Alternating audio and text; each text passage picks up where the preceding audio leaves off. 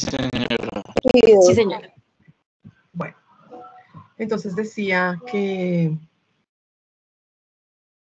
las proteínas, las funciones de las proteínas, ya las habíamos visto: aportar aminoácidos, presión coloidosmótica, acción buffer, transporte de iones y moléculas, hemostasia, respuesta inflamatoria por procesos infecciosos. Y las hiperproteinemias se conocen como el aumento de proteínas por encima del valor de referencia. Nosotros vamos a determinar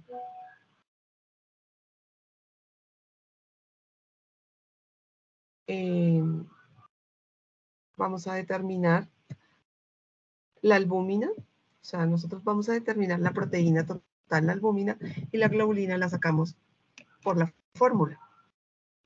Dentro de la globulina tenemos la alfa, la beta y la gamma globulina, que esas ya se van a diferenciar por electroforesis de proteínas séricas.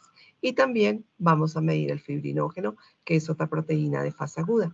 Ese fibrinógeno lo vamos a medir en plasma. Las hiperproteinemias se clasifican en relativas y absolutas.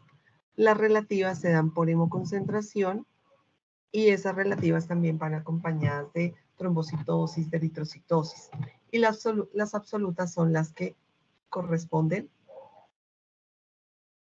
exactamente a... Las absolutas son las que corresponden exactamente a las hiperproteinemias verdaderas. Son las que son por hiperglobulinemias asociadas a procesos inflamatorios.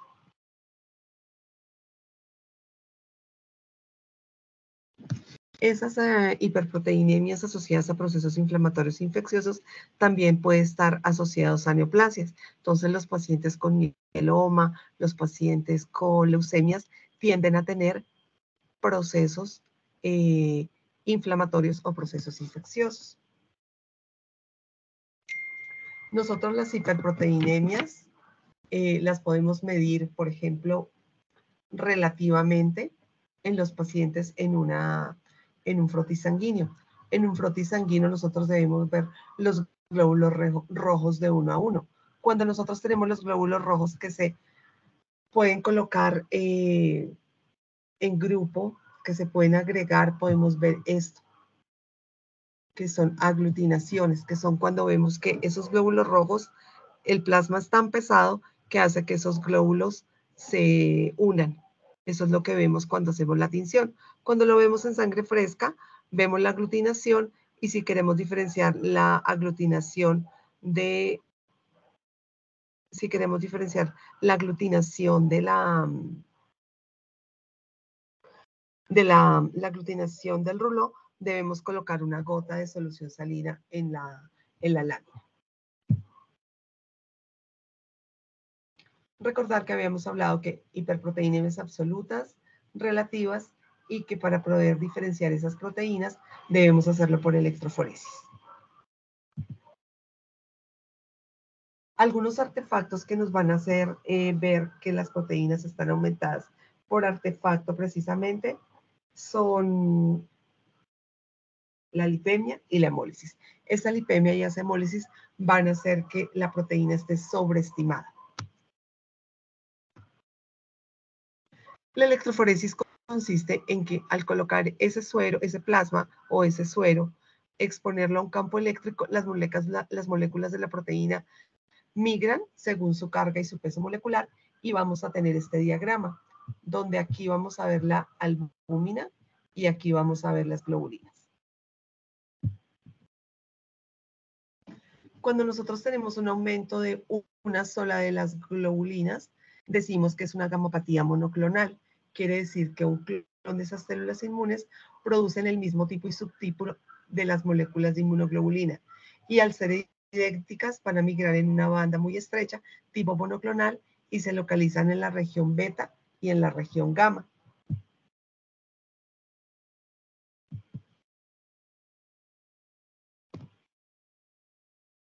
Entonces, como causas de gamapatías monoclonales tenemos linfosarcomas, mielomas, erliquiosis, y dentro de las policlonales, colangiopatitis, dirofilaria, enfermedades crónicas, PIF en gatos. Y recordar siempre que nosotros que tengamos aumento de albúmina y aumento de globulina, digamos que lo primero que debemos descartar es hemoconcentración o deshidratación.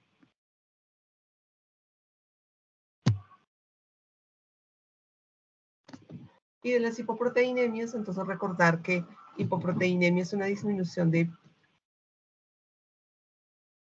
albúmina y de globulina, y que se puede ver por disminución en la síntesis, pérdida, falta en el aporte, hemodilución cuando tenemos una fluidoterapia intensa. Claro que muchas veces cuando tenemos fluidoterapias intensas, primero hay edema pulmonar antes de que haya hipoproteinemia.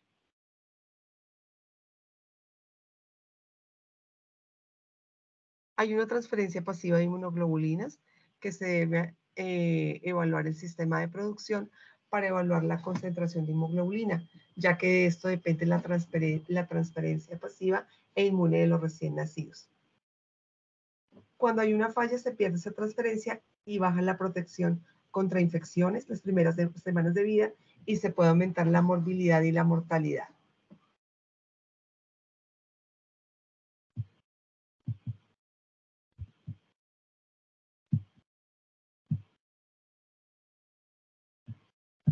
Y acá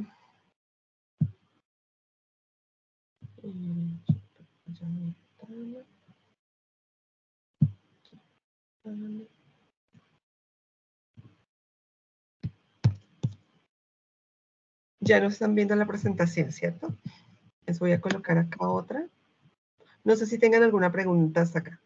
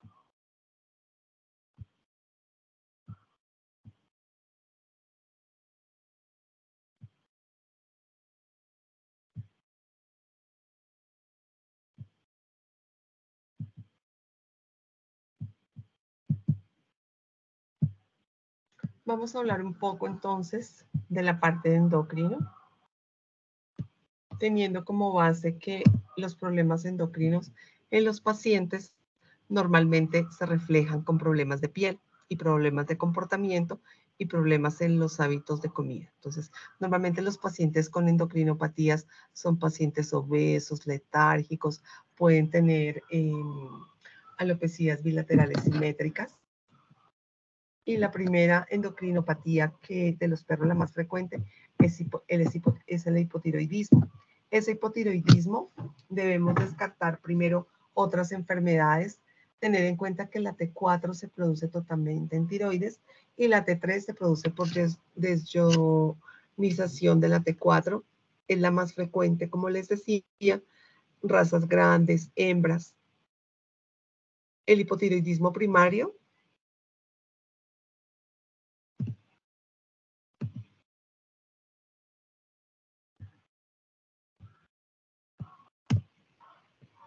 se debe a la tiroiditis linfocítica y el secundario a una deficiencia de TSH a nivel de la hipófisis. El terciario es bastante raro y se produce por origen hipotalámico. En el hipotiroidismo, la hormona liberadora de la tirotropina es elaborada por el hipotálamo y se estimula la glándula pituitaria para que secrete la TSH. Señora. Discúlpeme, es que no están cambiando las diapositivas, no sé si es solo a mí. ¿Qué me pasa eso? O sea, está en la primera diapositiva que tiene el título.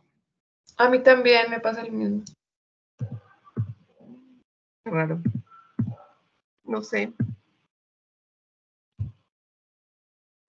Miremos. Que dice que está como en vista protegida. Ah, no, ahora sí ya. ¿Ya la están viendo? ¿Ya Sí, cambió? señora. ¿Sigue igual? Ya cambió. Ok. Entonces decíamos que la hormona liberadora es la tirotropina, que la TRH es elaborada por el hipotálamo, estimula la glándula pituitaria para que secrete hormona estimulante de tiroides. La TSH estimula las células foliculares de la tiroides para que secreten T4.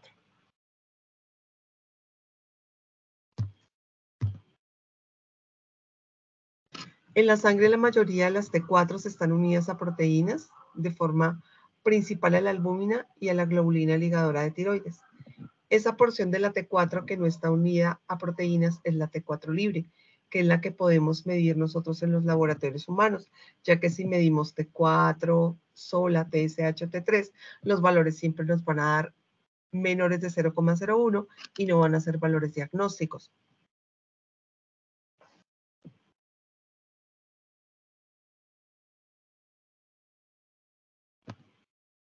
La regulación de la hormona tiroidea es controlada en el hipotálamo a nivel y la pituitaria por conversión de T4 en T3. Los niveles intracelulares aumentados de T3 en el hipotálamo y la pituitaria disminuyen la liberación de hormona tirotropina y TSH respectivamente y por ende va a llevar a un descenso de la T4. Cuando nosotros hablamos de pacientes hipotiroides, vamos a ver que la mayoría de los pacientes hipotiroides pueden ser de razas grandes como tipo Doberman, Golden. Sin embargo, también vemos muchos French Poodle. Realmente esto de las razas va a depender mucho de los pacientes que nosotros veamos. Si lo que mayormente vemos son Poodle, muy seguramente para nosotros los Poodle son los que van a presentar mayor enfermedad de tipo tiroideo.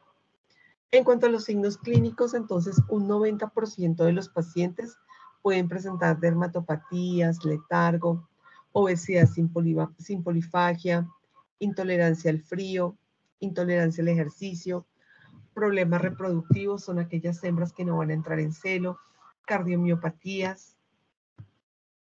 Y como les decía, vamos a tener pacientes con alopecias bilaterales simétricas.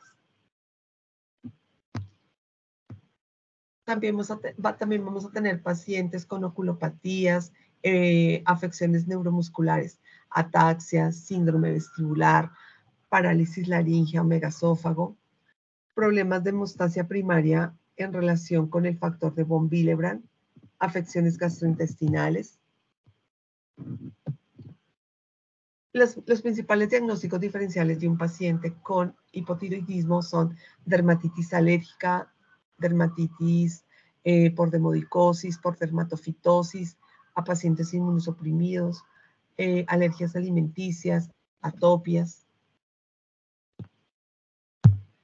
En cuanto a los hallazgos de patología clínica, entonces tenemos que en el hemograma podemos encontrar un plasma lipémico en ayuno, podemos encontrar anemia normocítica normocrómica, ya que el hipotiroidismo disminuye el metabolismo basal, baja la necesidad de oxígeno, disminuye la eritropoyetina y por ende la eritropoyesis.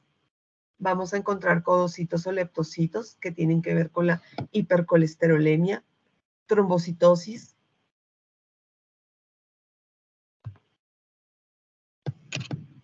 Vamos a encontrar hipertrigliceridemia, lipemia. Vamos a encontrar un aumento de ALT, de ACT, de fosfatasa alcalina y de CK. Teniendo en cuenta que estos aumentos no son tan altos y tan elevados como en los pacientes que tienen enfermedad hepática como tal, los pacientes que tienen degeneración o necrosis hepatocelular. El uranálisis no es tan relevante, puedo tener hipercistenuria y porcistenuria dependiente del estado de hidratación.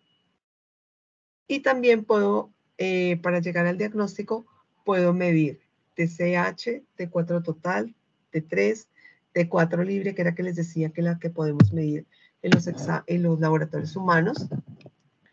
Y la T4 libre es la que mide la cantidad de hormona tiroidea que no está unida a las proteínas transportadoras y por lo tanto nos refleja la cantidad biológicamente activa de esa T4.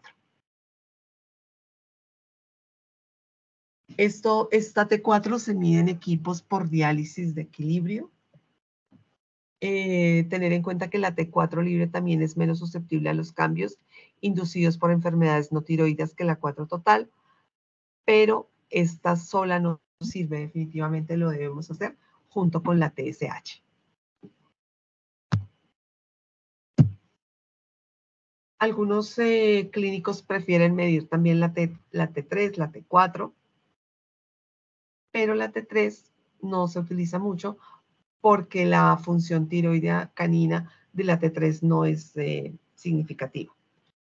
La TSH canina es de utilidad para valorar la función tiroidea canina y más o menos el 75% de los perros con hipotiroidismo primario tienen unas concentraciones elevadas de TSH. Sin embargo, el 25% de los pacientes con hipotiroidismo pueden llegar a tener concentraciones normales de TSH. ¿Eso qué quiere decir? Que muchas veces solamente la medición de una no me sirve.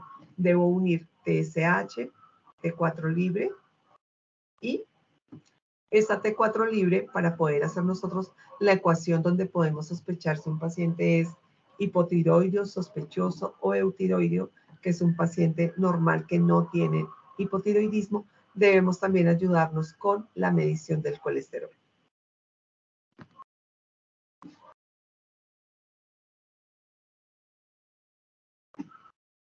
En cuanto, bueno, esta parte de la ecuación de T4, ¿la saben? ¿La saben manejar? ¿La han manejado alguna vez?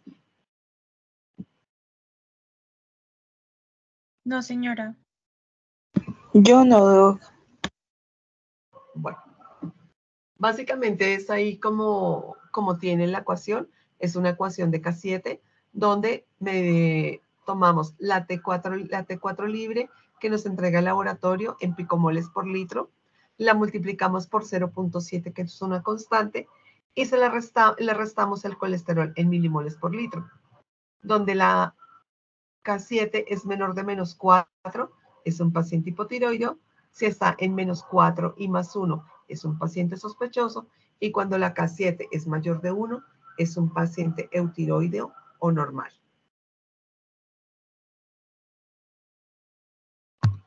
Doctora, una pregunta. Es que también conozco que digamos que se ve la relación entre el HDL y el LDL.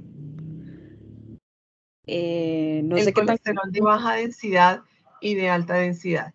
Sí, a veces lo podemos hacer así. Ok, gracias. Ok. En cuanto al hipertiroidismo, es una condición multisistémica, es un incremento de la producción de T4 y T3, y eso se conoce, el hipertiroidismo también se conoce como tirotoxicosis. Ah, bueno, ahora que hablamos de la tirotoxicosis, se me olvidó decirle algo. Ya una vez nosotros tenemos diagnosticado el paciente, este paciente va a ser tratado, pero ahí no para, o sea, yo no le puedo dar indiscriminadamente la misma dosis de levotiroxina, sino que cada 3 meses debo medir T4 libre y TSH para poder ajustar la dosis, porque si no voy a caer al otro extremo, y eso se llama tirotoxicosis. Cuando los pacientes empiezan a tener taquicardia, pelo hirsuto.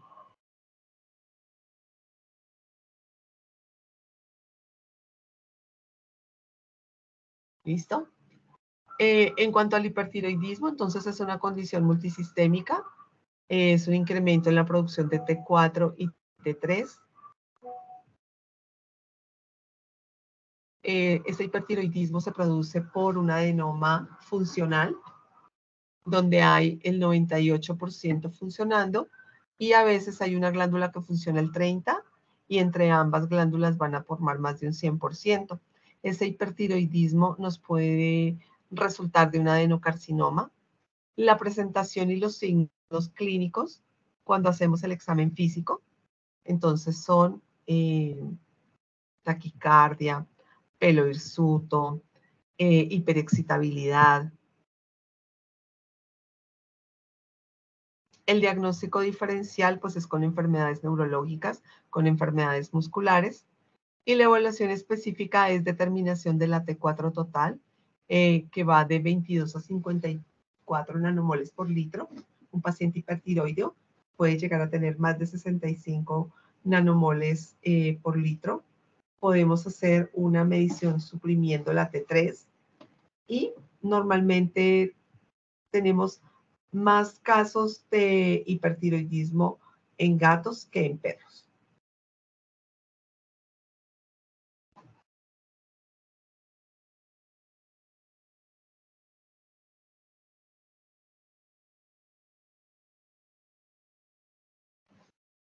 Otra parte importante de los pacientes con enfermedades endocrinas es la glándula adrenal. Esa glándula adrenal está ubicada en el polo craneal de los riñones.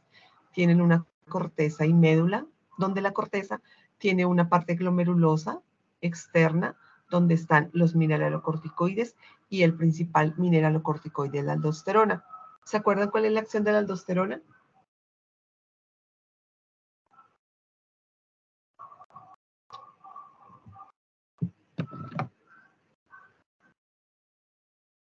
Cuando vimos el sistema renina-angiotensina,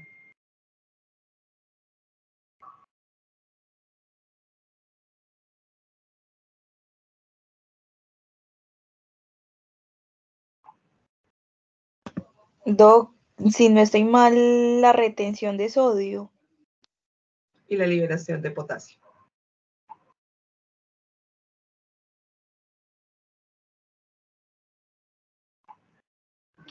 Y la parte fasciculada están los glucocorticoides, que básicamente el 95% es la hidrocortisona, y esos son antagonistas de la insulina.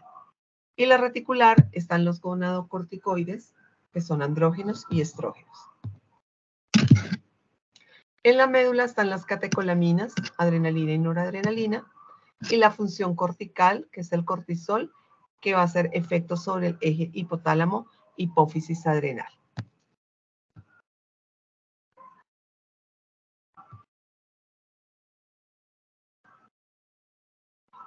La mayor concentración de cortisol circulante será medido por la secreción de la hormona liberadora de la corticotropina en el hipotálamo y la CTH en la hipófisis, por lo que el cortisol puede inhibir esta función o no inhibirla, produciendo el hiperadrenocorticismo y el hipoadrenocorticismo.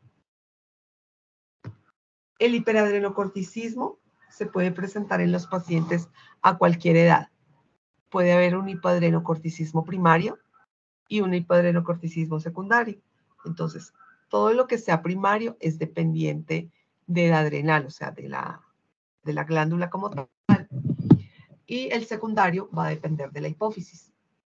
Los pacientes, como la mayoría de los pacientes con enfermedades endocrinas, puede cursar con poliuria, polidipsia, polifagia, alopecia bilateral simétrica, letárgica, debilidad muscular, anestro prolongado. También una característica importante de los pacientes con hiperadrenocorticismo es abdomen penduloso, obesidad, mala cicatrización, piel delgada, infecciones recurrentes, puede llegar a tener una hepatomegalia.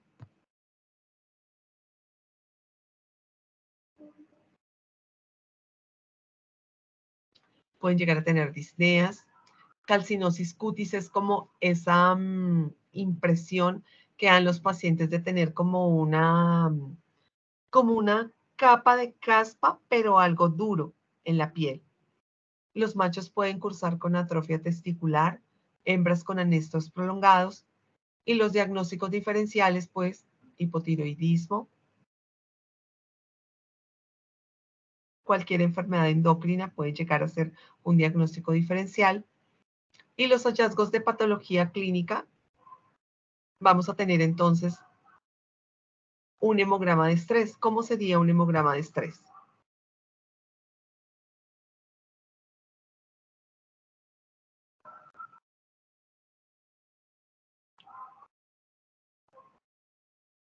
Hemoconcentración, trombocitosis.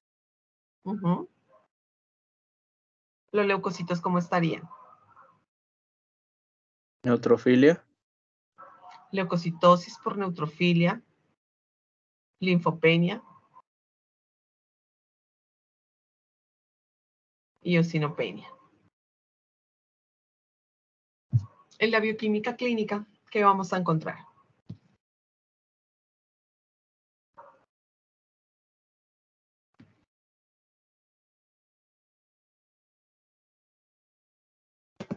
Doc, aumentos en glucosa. Puedo tener hiperglucemia, aumento de LT, ligero aumento de ST, pero una enzima súper importante en esto es la fosfatasa alcalina. Vamos a tener incrementos importantes de la fosfatasa alcalina y en ese momento, ¿qué puedo hacer?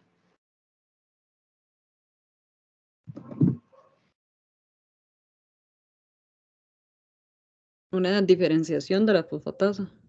Una diferenciación de la fosfatasa alcalina. Diferenciar la fosfatasa alcalina, qué porción es hepática y qué porción es inducida por esteroides.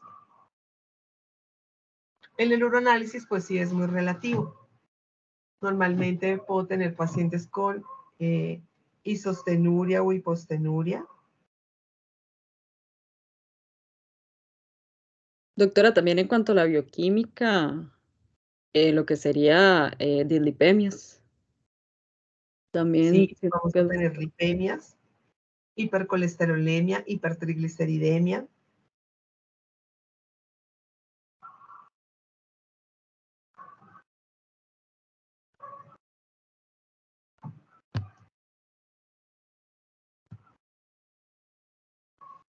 y en el urinálisis la densidad urinaria disminuida. ¿En el uroanálisis qué? Disminución en la densidad urinaria. Hipostenuria. Ujú. Si Sí. llego a tener también glucosuria, puedo llegar a tener una infección de vías urinarias.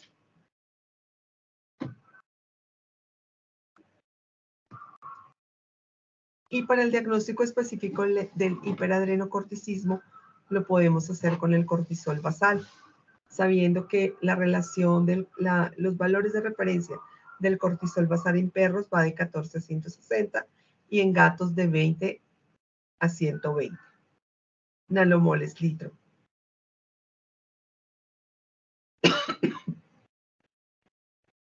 Puedo hacer una estimulación colocando la ACTH hormona corticotropa y 2 horas después de esa aplicación de ACTH, entonces voy a tener en pacientes normales de 221 a 500 y en gatos de 188 a 340 el cortisol.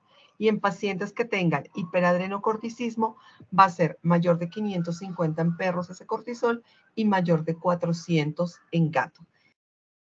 Conseguir la ACTH es muy complicado, por lo menos en la ciudad de Bogotá. No es tan fácil conseguir ACTH, pero es mejor el ACTH. Pero cuando no tenemos ACTH, podemos hacer la prueba con la supresión de dexametasona a dosis bajas. Colocamos 0,01 miligramo por kilo de dexametasona intravenosa. A las 8 horas medimos el cortisol y si el cortisol está menor del 30%, tenemos una supresión aceptable. Y si más del 50% no fue suprimido, entonces ya podemos tener una sospecha de que es un hiperadrenocorticismo. Y si ya sabemos que es hiperadrenocorticismo, entonces vamos a hacer una supresión a dosis altas. La dosis alta es de 0,1 miligramo por kilo endovenoso y vamos a medir ese cortisol a las 8 horas. Si está menos del 50%, es un el cortisol basal, entonces es un hiperadrenocorticismo secundario. Y si la supresión es mayor del 50%, quiere decir que es un hiperadrenocorticismo basal primario. Igual, esto también lo podemos corroborar o ayudarnos con una ecografía muy especializada buscando las adrenales. Y vamos a ver que tenemos una megalia de estas dos adrenales. El 25% de los casos de los hiperadrenocorticismos son dependientes de hipófisis, son resistentes a la dosis y hay que dar una megadosis de 1 miligramo por kilo para poder llegar al diagnóstico. También no olvidar los hiperadrenocorticismos iatrogénicos. Muchas veces esos hiperadrenocorticismos iatrogénicos los causamos cuando hacemos dosis decrecientes y luego no hacemos, cuando hacemos dosis crecientes y luego no hacemos dosis decrecientes para retirar los corticoides del organismo del paciente. Ahora, si yo hago 2, 3 días de corticoide, tampoco voy a exagerar, no se va a volver cuchinoide de la noche a la mañana. Entonces es importante tenerlo en cuenta. El otro es el hipoadrenocorticismo. Ese hipoadrenocorticismo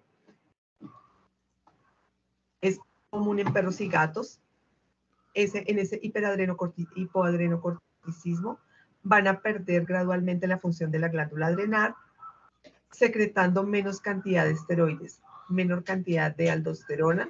Los pacientes van a cursar con hipocloreminemia, con hiponatremia, que eso va a causar una hipotensión severa, van a tener hipercalemias. Y esos hipoadrenocorticismos pueden ser primarios o secundarios. En el hipoadrenocorticismo primario hay deficiencia de la secreción de gluco y mineralocorticoides. Las causas: atrofia bilateral iatrogénica, traumatismos o inflamación con destrucción de la glándula, tumores con destrucción de la glándula, de la parte glandular de la hipófisis, y puedo llegar a tener defectos congénitos de hipófisis o hipotálamo. Recordando que la aldosterona es el mineralocorticoide más importante, entonces ese hipoadrenocorticismo me va a dar en pacientes que pueden tener abdomen penduloso, van a ser pacientes que llegan con de pronto vómito o diarrea, pero van a ser pacientes muy apáticos, que en el momento que los conecten a una vía, vuelven a quedar como si nada. Son pacientes que ya, o sea, un poco de suero y ellos vuelven a hacer los mismos de siempre. En cuanto a la patología clínica y el hemograma, vamos a encontrar que son pacientes que van a tener eosinofilia. En la bioquímica clínica vamos a encontrar algo relevante, ligeros aumentos de ALT, de AST, pueden cursar a veces con algo de hiperglicemia, y algo muy importante es la relación sodio-potasio. Al tener hiponatremia e hipercalemia, casi siempre la relación sodio-potasio va a ser mayor de 27. Para la evaluación específica, entonces vamos a medir la determinación de cortisol y ACTH por inmunoradioensayo o por ELISA. Cuando yo tengo pacientes con hipoadrenocorticismo, teniendo en cuenta que el rango va de 14 a 160, pacientes con hiperadrenocorticismo van a tener, después de la ACTH, van a tener, o sea, no van a tener valores mayores a 50 nanomoles por litro. ¿Me estás hablando? Dime. ¿Cómo? Dime.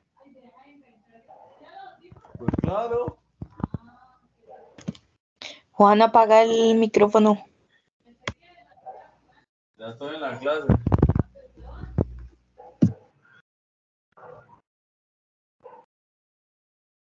Y los pacientes normales, después de la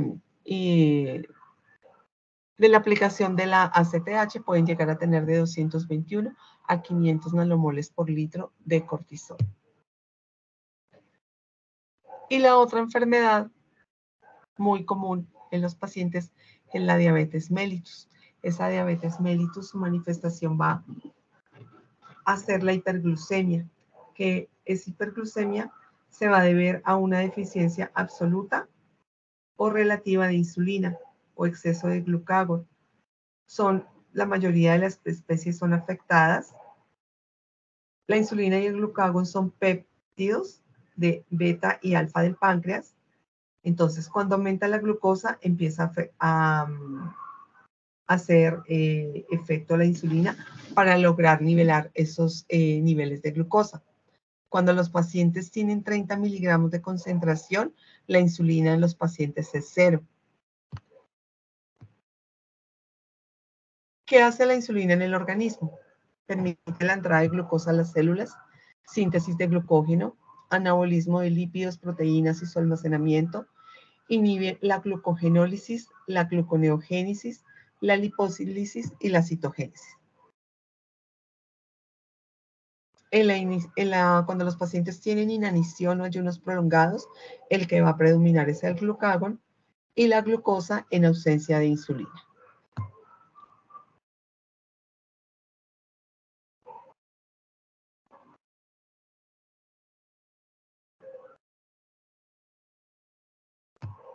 El glucagón permite la hiperglucemia y la glucosuria. Va a haber polifagia porque el centro de la saciedad del hambre no se satisface pese a la gran cantidad de glucosa circulante. Los pacientes diabéticos pueden llegar a tener deficiencia de insulina, glucagón, glucogenólisis hepática y aumenta la producción de glucosa. Luego viene el umbral renal.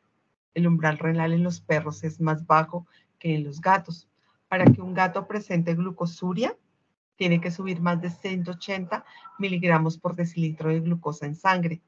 Y en los perros es de 150. La disponibilidad de glucosa se encuentra comprometida en pacientes con diabetes mellitus y entonces el organismo empieza a utilizar otras fuentes de energía, que básicamente son los lípidos. Estos lípidos van a producir cetonas y puedo llegar a tener cetonuria en la orina y también pueden llegar a producir aumento de los cuerpos cetónicos, que es también cuando ya los pacientes llegan en cetoacidosis diabética. Doctora, disculpe, Llegan a ¿cuál era tener una... Señora. Disculpe, ¿cuál era el valor en perros para que ya podamos detectar la glucosa en la orina? El umbral, 150 miligramos por decilitro de glucosa en sangre para encontrarla en orina en perros y 180 miligramos por decilitro de glucosa en sangre en los gatos para ya llegar a tener glucosuria. Perfecto, gracias, doctora. Bueno.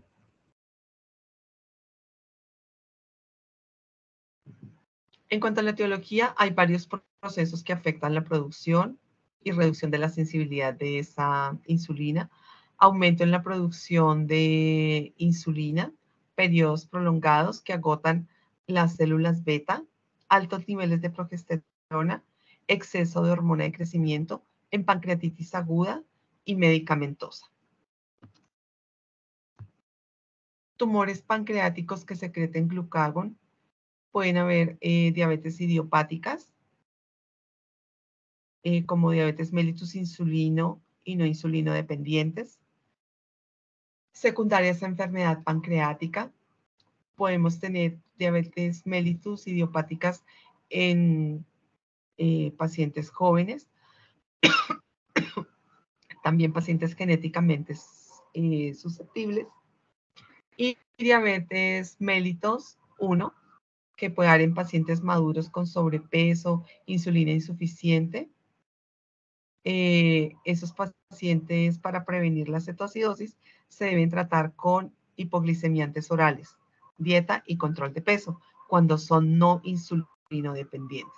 Cuando son insulinodependientes, sí, la insulina va para toda la vida.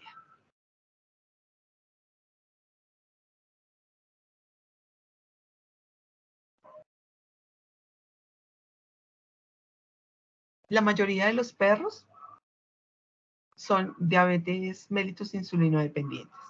Los felinos, la mayoría son no insulinodependientes.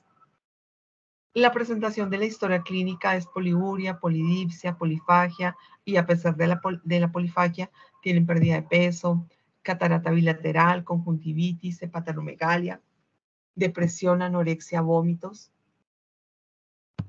El diagnóstico pues se hace cuando vemos la glucosuria, medimos la glucosa, podemos hacer una curva de glicemia y hacia atrás podemos mirar y medir la fructosamina sérica. Esa fructosamina sérica nos da el promedio de la glucosa del mes anterior, porque muchas veces podemos llegar a hacer falsos diagnósticos cuando solamente medimos una glucosa y ya los decretamos, ya los diagnosticamos como diabéticos y resulta que el paciente tenía estrés, le colocaron corticoide, o sea, pueden haber muchos muchas variantes, sobre todo en los gatos, que los gatos se estresan demasiado. Entonces tenemos que tener ojo con ese diagnóstico. Podemos hacer la prueba de tolerancia a la glucosa, la prueba de respuesta al glucagón, y también, igual que en las otras enfermedades endocrinas, los pacientes pueden cursar con hipercolesterolemia, hipertrigliceridemia, lipemia, lipidosis hepática, y vamos a tener aumentada fosfatasa alcalina, ALT, AST. También podemos determinar las cetonas semicuantitativas, como el acetoacetato y la acetona, y podemos determinar el beta-hidroxibutirato, que ese sí lo podemos hacer cuantitativamente. Podemos llegar a tener anemias leves, leucocitosis, leucograma de estrés. Podemos tener gatos donde cursen con hemólisis por cuerpos de Heinz. Y en el uranálisis vamos a encontrar glucosuria, hematuria, infección de vías urinarias. Ya el túbulo pierde la capacidad para concentrar la orina y vamos a tener hipostenuria. Y cuando hay casos no controlados podemos llegar a tener hiperstenuria también en los pacientes. Y definitivamente, pues en esos pacientes insulinodependientes debemos educar al propietario, o sea, el médico debe educar al propietario para que ellos mismos sean los que midan la glucosa. Porque pues a veces es muy difícil llevarlos a la veterinaria. Llevarlos a la veterinaria implica estrés y muchas veces los valores no son concordantes con lo que le está pasando al paciente en ese momento.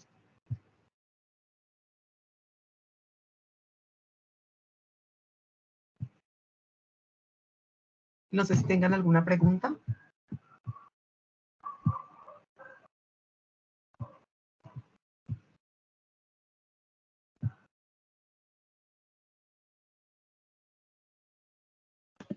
No, Doc, yo no.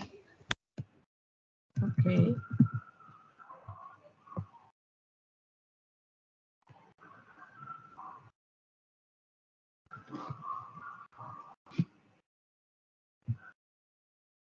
Bueno, de todas maneras, en todo lo que es correlación, siempre debemos tener pendiente de no pasar por alto todos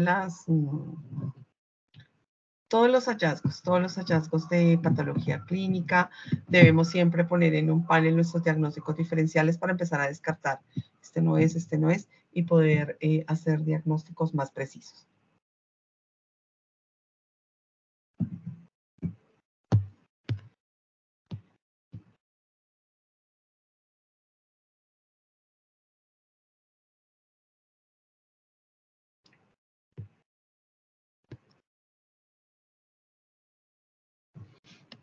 Bueno, entonces, en el transcurso de la semana entrante, les van a estar llegando sus calificaciones a la plataforma. Cualquier cosa, por favor, me escriben. Quedo súper pendiente de ustedes. Gracias por la paciencia. Nuevamente, mil disculpas, porque pues mis tiempos realmente no dieron estos 20 días, pero pues traté de hacer la clase de la mejor manera.